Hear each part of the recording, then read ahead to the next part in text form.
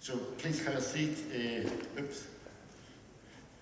I'll get that. So while we are getting the chair, maybe Marco, could you please just introduce a little bit yourself for maybe somebody does not know you? Yeah, okay, it's all hot now.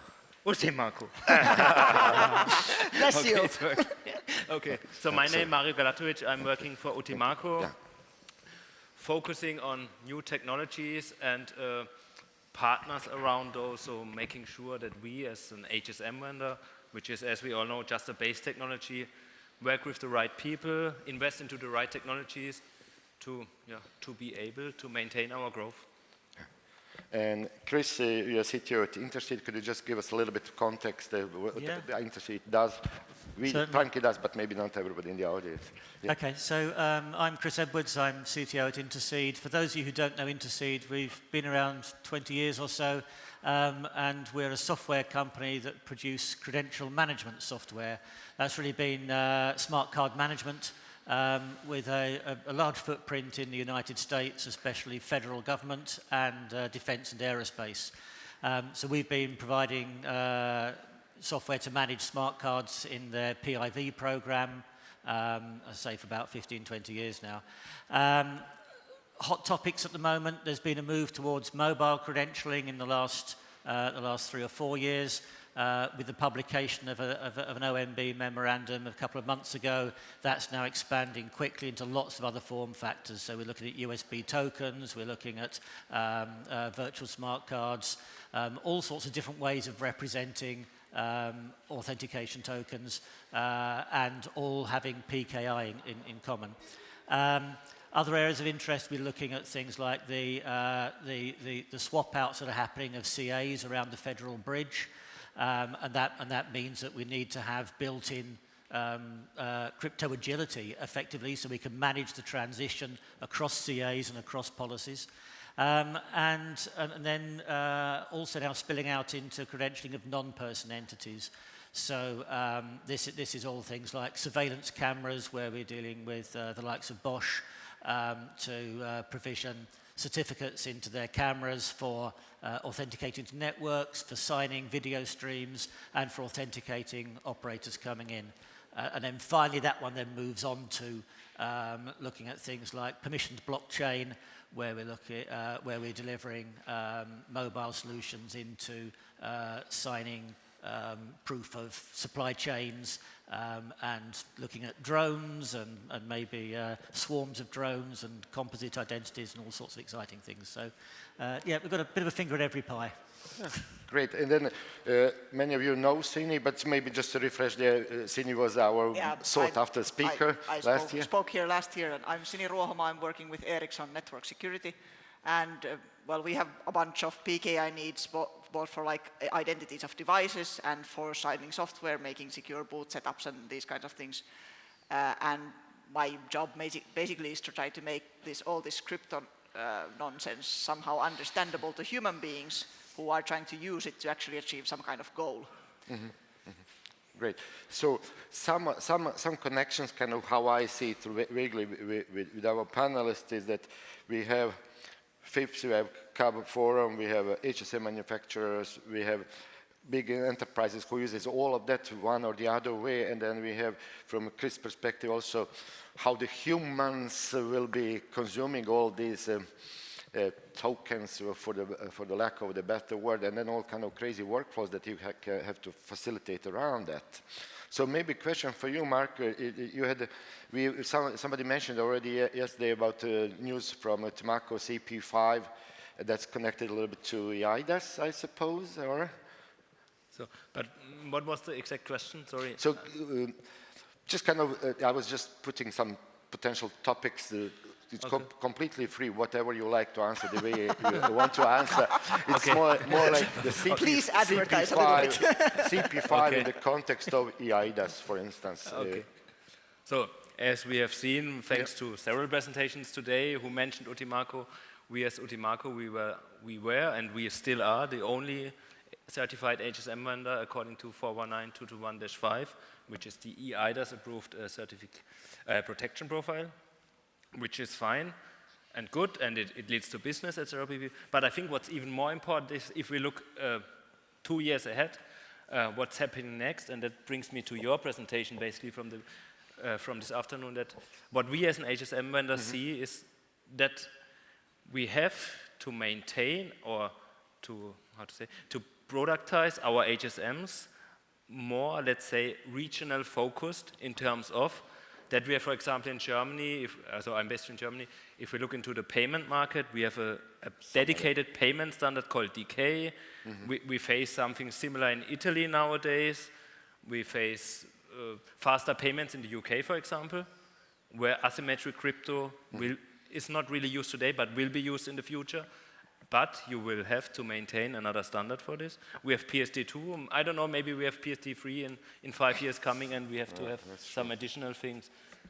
And for sure, all these new algorithms coming up is a big another topic. Like blockchain, for example, BIP 32. We are just about to launch a official blockchain product called BlockSafe. I can announce this today, which is an HSM bringing all the features you have to have if you like to run an Ethereum blockchain and Hyperledger-based blockchain, etc. pp. That's great, because we didn't mention much of blockchain this year. Yeah. That's PKI Tech Days. Blockchain. Great. Plus one. And artificial intelligence and whatnot. Yeah. Chris, what's the relationship with, say, with the AI does regulation and the products that you deliver to or because your customers are also some governments and large enterprises, do you see, or is it completely neutral to the type of products that you're delivering? Yeah, we do have some deployments into EIDAS compliant environments, mainly through partners.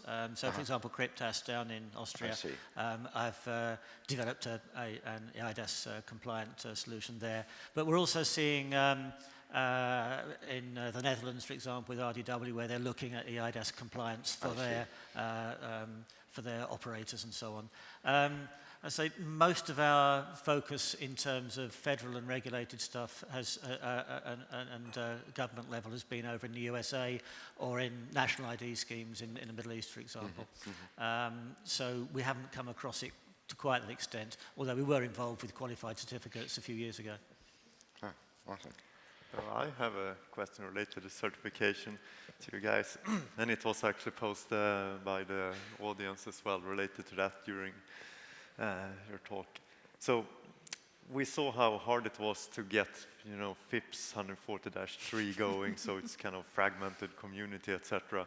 Now, if there's a, common criteria certification for HSMs in EU and the FIPS in the US, and who's going to use what, isn't there a risk of just more fragmenting?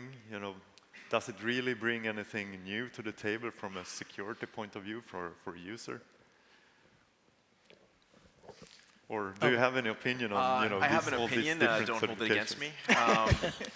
I do think it's fragmented. I do think we're seeing top-ups in different national schemes. I do think that there are different requirements in different areas, and it's unfortunate for the product vendors that have to go through a scheme in, say, Germany to sell their product, or in, the SOG-IS common criteria scheme, and then NIAP would make you still have to do, at minimum, a top-up or a PP-based evaluation, and then FIPS kind of stands on its own, and the different schemes kind of either don't recognize the algorithm testing in FIPS, or in NIAP's case, they do recognize the algorithm testing, but you still have to do some additional work as the product vendor, and that's unfortunate, but I do think there is a bit of a fragmenting, and the mutual recognition agreement is kind of not what it used to be. I suppose, yeah. Yeah. That's really good observation, and that leads me just one thing that I forgot to mention. That of course, you as a panelist should interact, and just if there's some important topic that we have not addressed, I was thinking related to the fragmentation, it's not just certification. Well, having some algorithm fragmentation, we are having some legislation fragmentation also. Sure. So any global actor is these days kind of juggling that you want to have, like, for this country you have to have this requirement, and for that country you have to have that requirement, which doesn't actually match. Like, it's, if you fulfill this, then you will break that. Yeah, right. That's right. That's very good observation. There was a question from the public from a previous observation precisely on that topic. I don't know if this works. Yeah. Okay. So I was going to say that usually when we read policy documents, we see that especially in the cases of HSMs, they say that it will be this FIPS or something certification or equivalent. And this or equivalent is something that usually saves the implementers' lives. So we really don't know what's going to happen with the new standards and what does this equivalent mean. So we're scared. Right. Just one more point I think that was important that I'm not sure everyone heard is that in some cases product vendors, like you mentioned an HSM, Thomas, like you may have different code. You may have you have to fork your code for the FIPS, and then for a different scheme, the FIPS requirement maybe doesn't jive with what they are asking for. So you, in effect, are stuck managing different code. Yep. And as a product vendor, obviously that's bad because sometimes one branch gets more care and feeding and patching than the other branch, and it's not a good thing. In reality, we're spending time on just managing different branches instead of providing features. Yes. So maybe I'd like to add from an HSM vendor point of view something on this fragmentation and what you just mentioned, different firmware codes. Obviously, we as an HSM vendor, but I'm sure all the other HSM vendors are also looking today into what you mentioned today, the virtual HSM side of things, having a common HSM platform, and you can maybe run, let's call it localized firmware versions per country. So for Germany, you have a DK algorithm, then you have for the US maybe a FIPS approved, and I don't know. Obviously, that's something we as an HSM vendor need to think about, but I'm not sure how this relates to PKI or to maybe credential management. Does it make us like legislation agility next? Yeah, that's a good point. Exactly.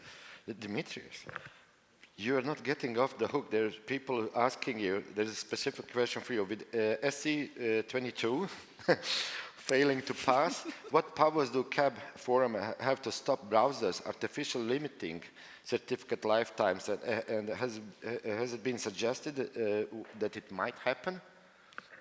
Oh, the CA Browser Forum has no authority whatsoever for the browser's decisions. Yeah, you was mentioning in your presentation. They will regulate things according to their own perspective and using their own root programs.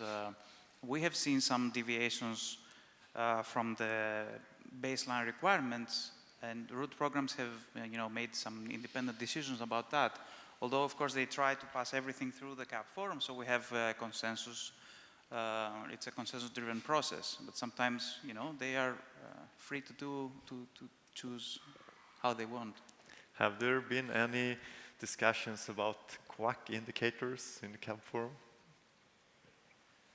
I think there were some discussions about quack indicators, but at least until today, the browsers do not find something. They consider that it's probably going to confuse people more than they don't see it as a security indicator for sure. And we see that at least one of the major browsers, they have already removed the EV treatment, which was a security. For some people, it was considered a security indicator. Yeah. I think yesterday we had a question during one of the presentations that we did not address. There was somebody who asked, would we need a X509 V4 in order to facilitate some changes that we are looking to do? I don't know who wants to start answering or discussing that. I was arguing that do we need to kind of extend X509 to be able to, for example, fulfill the situation that you're going to have end entity certificates and servers are expected to have one certificate per domain name, and then how do you kind of cram into like, okay, I want to have a post-quantum signature from that CA and then a non-post-quantum signature from that CA that is understood by everyone else, and I would like to have all this in maybe one certificate, or how does it work out when kind of there's certain kind of expectation on how the certificates are going to get used, which are weird. I think something I'd be interested to see actually would be a friendly name for a certificate. When I go into my browser and I'm doing mutual authentication, I get a list of serial numbers and you don't know which one to pick. And some are on a smart card, some are in the virtual smart card, some are out loose. That needs fixing because the browsers are terrible at that at the moment. And when you're managing cameras or HSMs, it's a problem. Yeah, like if I have my certificate serial number is Abba Dead Beef, then would that even have 64 or 63 bits of entropy? Yeah, sure. And of course it truncates the name after the first 12. Yeah, that too. again, the audience, please, I think Lindsay is trying to look at any of you if you have questions. I'm trying also to take a look. I did archive some questions that we answered yesterday, and today we did not, maybe due to the reason of time. I think we owe answers to attendee Hubi. Why Science Server still supports PGP if it does not require trusted third party? I think that was addressed partially. Yeah. It was also some other questions, multi-signing counter signature. We will address later on if maybe the panel is not addressing. But on the CP5, there was also, Thomas, maybe you know, answer when EGBCI have CP5 support, how does it, maybe we are answered about the Science Server, so then we are good there as well. Sini, you had an observation about PGP not being a PKI in the context of discussion. Yeah, we've discussed this a lot because the PGP signing is one of those things that open source has adopted it as kind of an individual identifier that I am developer X, and I have made this awesome software called OpenSSL, and now everyone's going to use it, so I'm going to sign it with my key. But when you have an enterprise, you want to say that I am a major enterprise, I have 100 developers, and I want all of them to be able to sign software that I'm going to trust in this platform. And in that situation, you will need to have some kind of way of having public keys that are tied to each other through a CA, for example. In PGP, you can't do this tying. And also in PGP, you can kind of, if you have access to the key, you can edit its expiration date and these kinds of things. So there is no certification authority or that kind of support, but it's like a sort of a signing standard that is popular in certain environments. And due to that, it has been getting adopted into various other environments. And as a result, then we need to still be able to sign things with this. And we would like to have keys in HSMs and rather than on some single developer's laptop. Sure. Yeah. So in that sense, the support in Science Server, I'd like to thumbs up on being able to cram the PGP keys into the HSMs, because that is not actually trivial. And putting all the nice wrapping around it so that you actually get it working nicely. That is... Dimitris, you're not getting off the hook. Is there a working group which takes care that the use certificate and the use TLS cipher suites in the browser are better accessible? I don't know what's... I'm not sure I understand the question. You know, the ciphers, well, not the ciphers, the algorithms that are used in the certificates, this is described in the guidelines that we produce. But the ciphers that are supported by browsers, that's a decision from the browsers. We see that, you know, most of them, the most popular browsers are deprecating TLS 1.0, 1.1 gradually. So yeah, that's a decision from the vendors. That's one of those things, actually. I'm wondering, I interpret the accessibility as usability, because cipher suites in browsers are a difficult thing. And I've been wondering, like, can we do better in crypto, like crypto usability through CAB forum somehow? Because I realized that, like, we have things like SMIME signing. You're going to start a working group on that. And we have the sort of browser usability on what do I understand out of the cipher suites in use, and these kind of like end user usability, because it's like bloody hard even for someone with a doctorate to be able to SMIME sign email these days. How can we improve this? Could we sort of get vendors together and discuss it, like, let's not make broken schemas and sort of let's try to make one that works? You know, to be honest, this is almost an impossible problem to solve, because there are so many different use cases out there and so many different TLS clients. You know, you can use from curl to wget to you know, whatever versions. There are TLS servers that are in equipment, medical equipment, or other scientific equipment. So you can't tell exactly what ciphers they're going to use. It depends on the use case. What the CAB forum is doing, and you know, it's part of our bylaws, is to try to have standards for specific certificate types, and again, based on publicly trusted applications. And I don't think we could move that boundary and this scope on very particular use cases of negotiation. I'm thinking like ciphers. sort of some kind of usability standards that please use we kind usually of this can mix. describe, we sometimes write articles for good practices.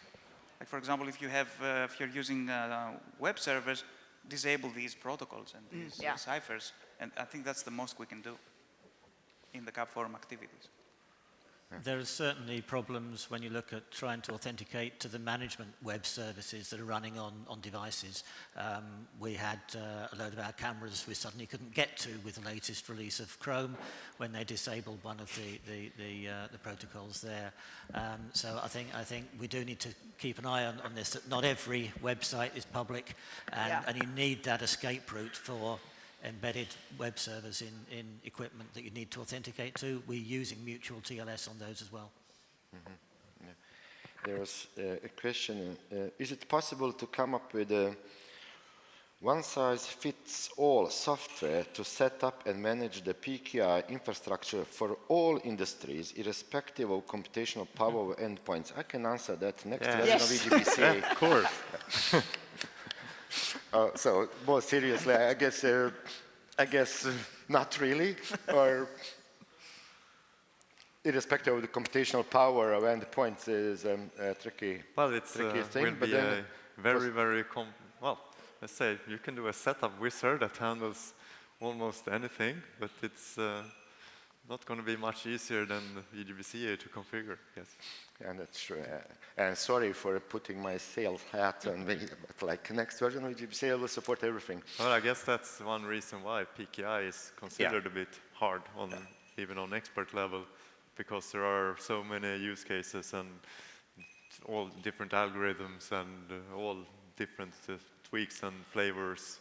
Even though it's the same ASM1 X509 in the bottom, there are so many different spices on top. So if you have a software that handles everything, there's just has to be a lot of different options. Yeah. And jokes aside, and a little bit more seriously, one would maybe try to answer that question a little bit from an angle that Sini had about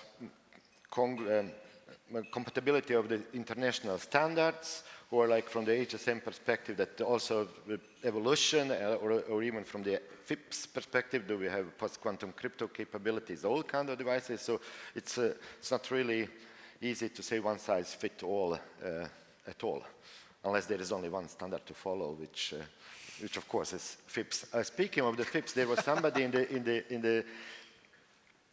the lunch break who asked me, and I didn't know the answer. I said you're going to be here. So are there already some vendors that have went through the pains of -3?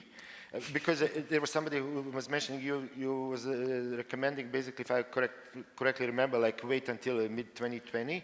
Yeah. Or is somebody already going through those pains? Well, we're one of the, I mean, depending on the day, we're either the busiest lab or the second busiest lab, and we've had some feelers and some folks that want that first cert. And they're crazy people, I think. I think it's going to be painful. We're willing to go along on the ride, but evaluate your business first. And if you have customers and partners, I think you have to go and talk to those stakeholders. And everybody wants the new shiny thing, but there's a lot of unknowns. You're going to get bogged down. The cost might be prohibitive, and you may have to return that cost to your partner or your vendor, or pardon me, your customer. And so what I would say is look at your business requirements. And I used a bit of a saying that sometimes it's better with the devil you know, because you have more certainty of when you're going to get your certificate. Maybe you can do things in parallel. You can start to, like on the slides that I had today, I know I had to go through some of them a little quicker than I'd hoped, but what we said is there's some things you can do without forking your code. Like there's documentation, there's procedural things, there's some things that meet the -2 and the -3, and so some of those things you could absolutely implement and do, and that's what we're recommending. But when you get, especially with an HSM, most people are targeting level 3 or maybe level 4, which will be more achievable in the new standard. There's some ambiguity there, and the ambiguity gives me the gray hair, right? Because that's where we fall down, and maybe we have a misinterpretation, because both the scheme and the labs, frankly, it'll be our first time interpreting some of these corner cases, and that's risk from a when I say risk, I mean that's, it's going to, a code change. We don't want code changes when we're testing, right? We want it all, we want to get through it quite easily and without issues or bumps. And that's much easier to achieve with the current standard. Sure. I hope that answers. Sure, and just for the sake of the clarity, the current -2 certifications are valid for a period of time, so like large governmental agencies or large, I don't know, banks or something like that, they are fine to use -2 certified products for a period of time. Yeah, that's a great, just one point of clarification, so you're absolutely right. The certificate list is a procurement list, and as you can imagine, in September 2021, it's going to be empty. And there's a large NIST queue. I don't know how many of you have done FIPS certifications, but it takes a while after we do all our testing and submit the report for them to review it and then for them to finally approve it and certify it. So that list is going to be empty for a couple months, minimally. And so where our agency is going to be procuring products, it's from the -2 listing. And so I'll give one of my colleagues credit, Ashid Vora, who was basically saying, if you're doing FIPS on a fairly regular basis, we would recommend you probably top up and then get that. If you have a product, a flagship product or one that you need to sell, then you get a top up, and then at least you have certainty that you can have that cert for 5 years and still continue to sell while you maybe take a low and slow approach with the -3, because there's going to be some bumps, and at least you'll be aware of those bumps and you can sort of bake in that stuff over the long term, as opposed to trying to put everything on and bolt it on, because that tends to be very painful to do that. And it's disruptive. You have other things you're doing, right? You're trying to do features like Thomas said. Do you expect the -3 evaluations to take longer or be shorter than 2? I think it depends on the complexity of the module. So if it's a relatively simple module at level 1 or level 2, I think we have a good feeling right now that it won't be much longer than maybe a -2 would be today. Where I get concerned is if you're, and HSM is very complicated, obviously, right? Yes. Have many algorithms, you're doing many things. It can be a bit of Play-Doh until you set it up. And many of the HSM vendors want to go to level 3, and so again, that's where I get a little nervous. Yeah, I think from my perspective, I also have to cope with 140 compliant client components. So smart cards being the obvious one, but also phones. Now, the historical problem with phones is that it takes about 18 months to get a FIPS 140 approval, by which time you've put a new model out.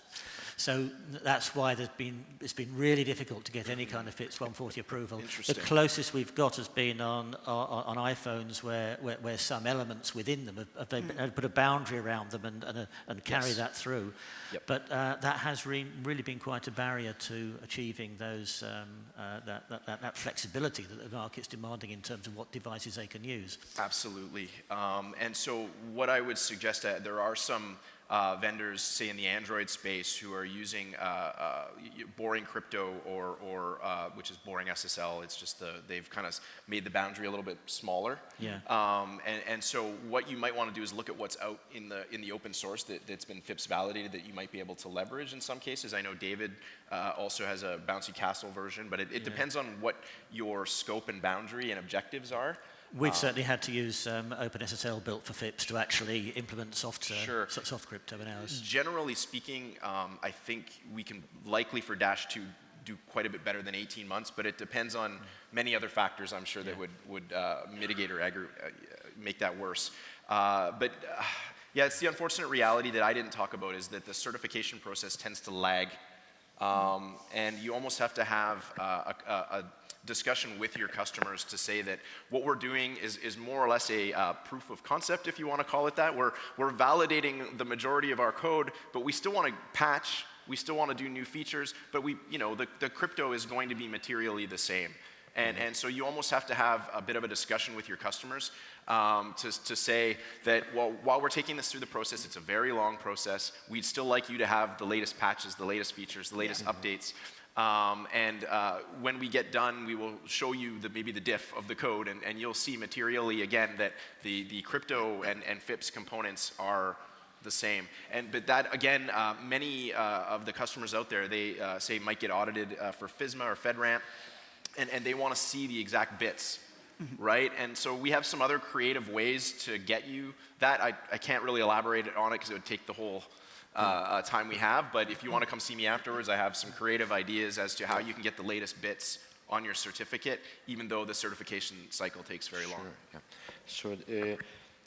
Thank you, audience. We have several questions. So one very generic, but I think quite relevant. Is anything on the horizon that can replace PKI for the majority of its current use cases? Anybody who feels answering? Blockchain. Oh, yeah. You got me there. There's Blockchain with machine learning. oh my God. And big data. I think there's certainly one other technology out there that's PK without the I, and that's FIDO, being used for authentication on mobile devices quite a lot. Yeah. But we're already hitting the problem where FIDO is designed not to be managed.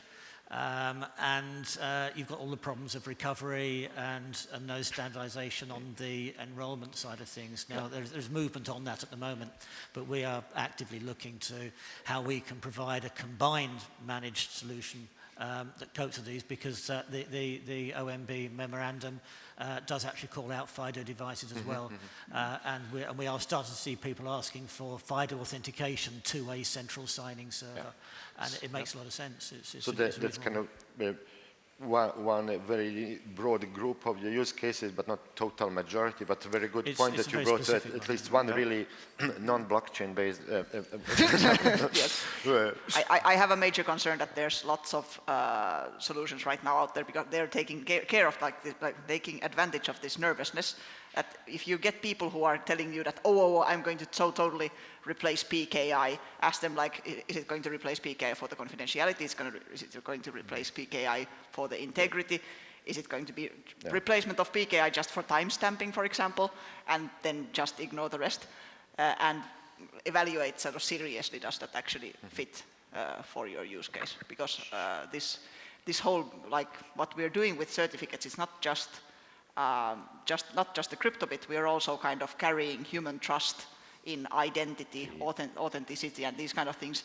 And we need to know what we are kind of representing in order to figure out if we can represent it with something else, like a shared secret, which used to work back in the day before we had PKI, I think. Exactly. That was quite long time ago. Which is quantum resistant as well.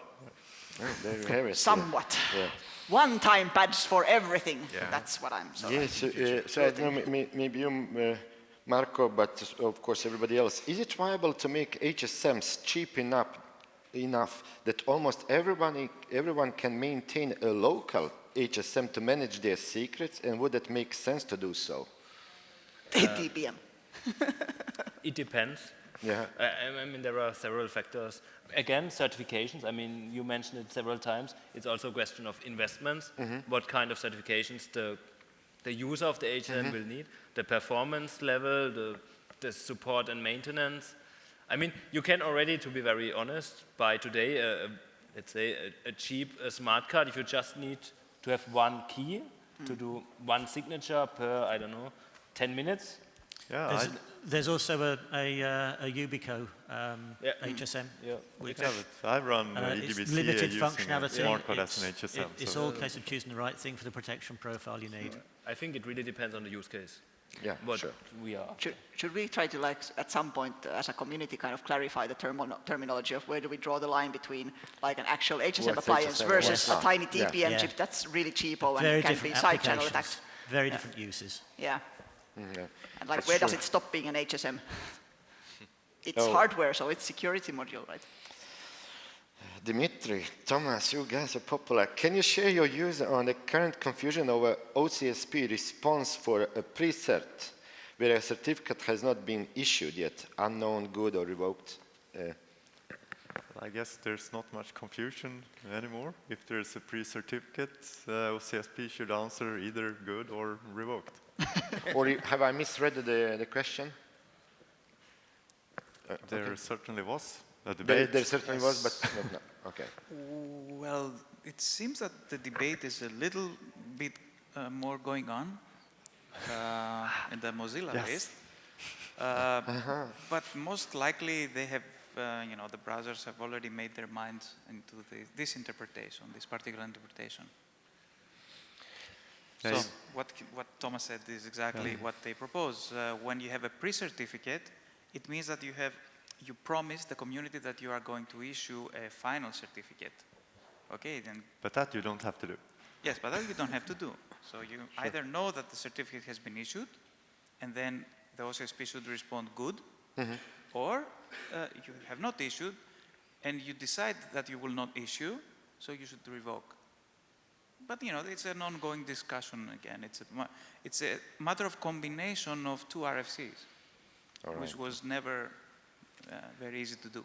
And a bit of hazy wording, so to say, what is a certificate and not, and who decides what's a certificate, what is a certificate? So while I have you on the line, what's the best solution for the key gen now that the browsers are deprecating? That's the easy one, I suppose. Would like. Maybe local HSM. We're back to command line. Command line works good, great. Generate the CSR, copy it, paste it, get your certificate, import it on the command line. This is one of those questions about usability, like could we start finally helping this end-user usability of things? Yeah, we're talking about personal certificates, right? User certificates? Yeah, I guess so. Okay. Well, I think the web crypto is still supported, isn't it? Are they planning to deprecate that? No. No. So, unless we're talking about creating keys through the browser into hardware devices, this has been deprecated. Yeah. And That's, I think, what was Is that the referred question? to. And also, I guess, into the key store, for example, in Mozilla, even with web crypto, you can't get your personal TLS certificate or client certificate with web crypto, right? I think you can. You can. Yeah. All the way to, say, a hard token? But not in a hardware token. Oh, yeah. This is where it's blocked. It's the operating system's responsibility. That's certainly a problem that we face. Over the years, we've had all sorts of ways of getting crypto keys generated and managed through browsers, and we're having to do mixtures approaches now with local services and TCP/IP links across the service to talk to the device, because we don't just want to put them in the personal store. We want to put them onto smart cards, into virtual smart cards, and all sorts of other places. So it's a challenge, it always has been, and the browsers are deprecating virtually every way we ever had of doing it. But we're still finding ways, and it ends up being a hybrid between native applications on the device you're on, whether it's a phone, whether it's a desktop or whatever, and whatever other means we can to communicate with other services running on that device. Yeah, to be fair, we usually respond to that question when we get it, that if it's related to hardware tokens, there's token management systems and smart card management systems. That's right, because when you're doing this securely, the browser routes wouldn't achieve it anyway, because you need to have sort of global platform secure channels end to end, and there's no way a browser natively would handle that. Sure, that's a really good observation. I don't know if you have a SmartOS or Genius or something in between. How would PKI adapt to new innovations like Neuralink, like computers in on our brain? I mean, do we authenticate the extra devices back in our brains? And actually, well, I don't know, maybe I'm just misunderstanding, maybe legit questions. Maybe it's connected, say, we had an example of the pacemaker. And imagine that we have some feature-augmented stuff that can get hacked, can influence maybe people with the medicines to be, I don't know, extraordinarily aggressive or under medicine, and then they can get into, how do you say in English, legal impediment or something like that? Yes. So, I don't know. Well, we're certainly doing a few things in that area with regards to things like health bans and getting certs onto those. Yeah. And you just stage it through a phone. So you have the phone talking Bluetooth to the device. Sure. You have the phone acting as a proxy client, and you can then provision the certificates out to that. So there are ways of doing this. Yeah. So they are perfectly serious interpretation of this question. Yeah. Yeah. How would, sorry, there was somebody who mentioned also, shouldn't there be a PrimeKey client to replace the deprecated browser functionality? Thomas, that was picked on you. Yeah. Absolutely, sure. There's been discussions about it, and there are JavaScript things out there, you know, based on web crypto, and even that can talk to P11, like Ryan has done a project for that, Ryan Hurst. So there's technologies out there, but well, we're waiting a little bit because I think it's quite undertaking to maintain it and have it compatible, interoperable, etc., and so it doesn't break. That's the, you know, if we bring out a new feature like that, it should not break for several years. So, which makes it a bit of a tricky thing. Yeah. To add on top of that, and the reason I asked the question about that SAM module is that some critical security components are usually much better if they are evaluated by a larger community. This improves the trust of this component very well. So what Thomas mentioned about this P11 gateway from an operating system to the hardware devices, this is an open source project.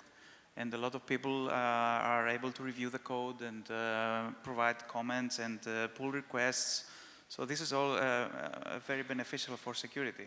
It's something that people who write code should consider to make sure that at least their code is also secure. Regardless of how much effort they put into protecting it or certifying it, they need to be more sure that it's going to be okay. Sure. Am I missing any questions from the audience? No? Good. And am I missing anything from the online?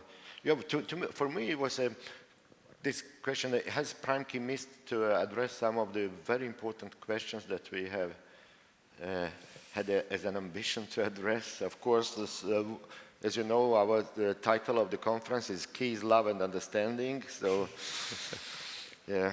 We haven't solved the world peace problem at this conference yet either.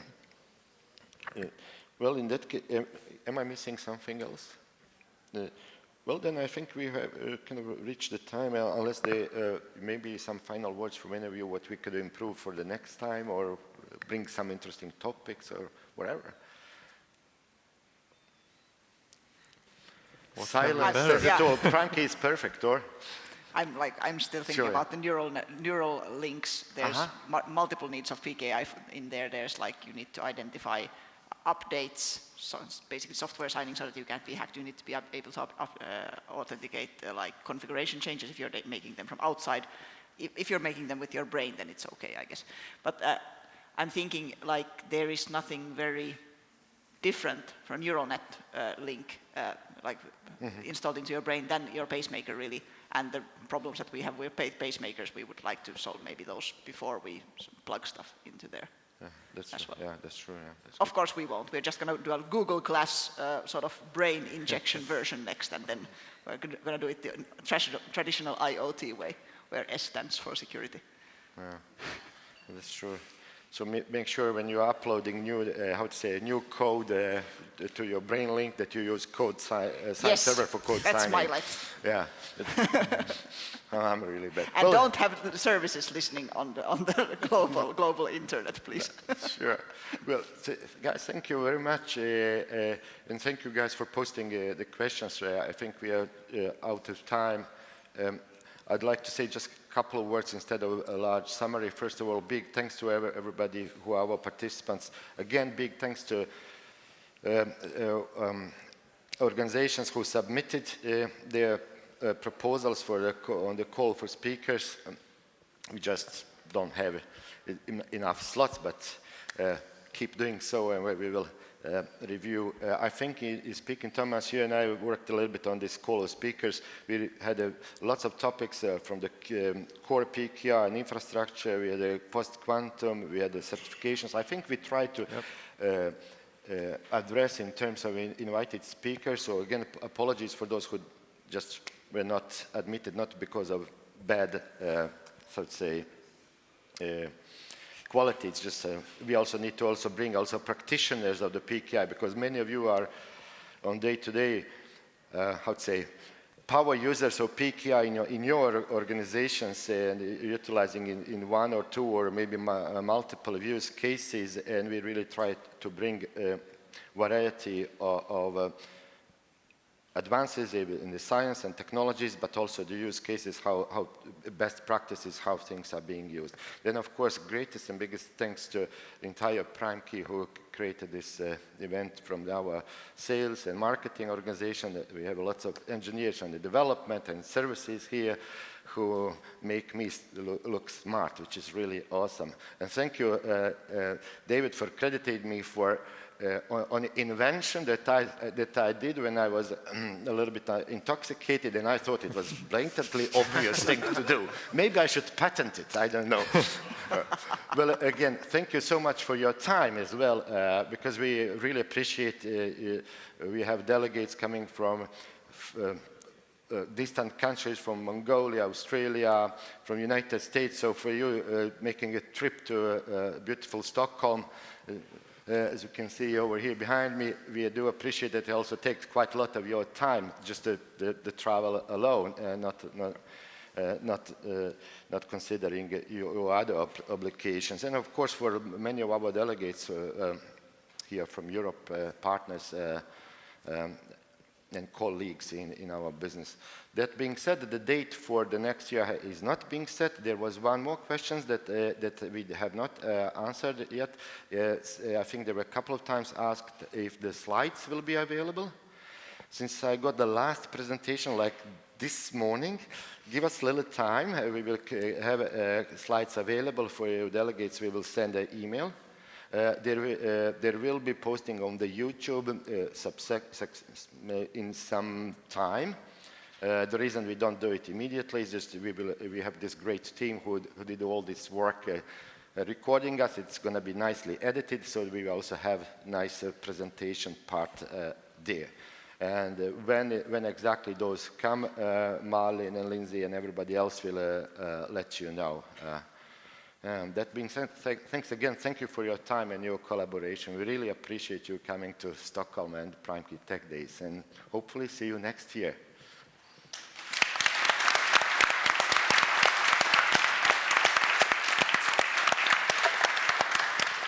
Thank you so much.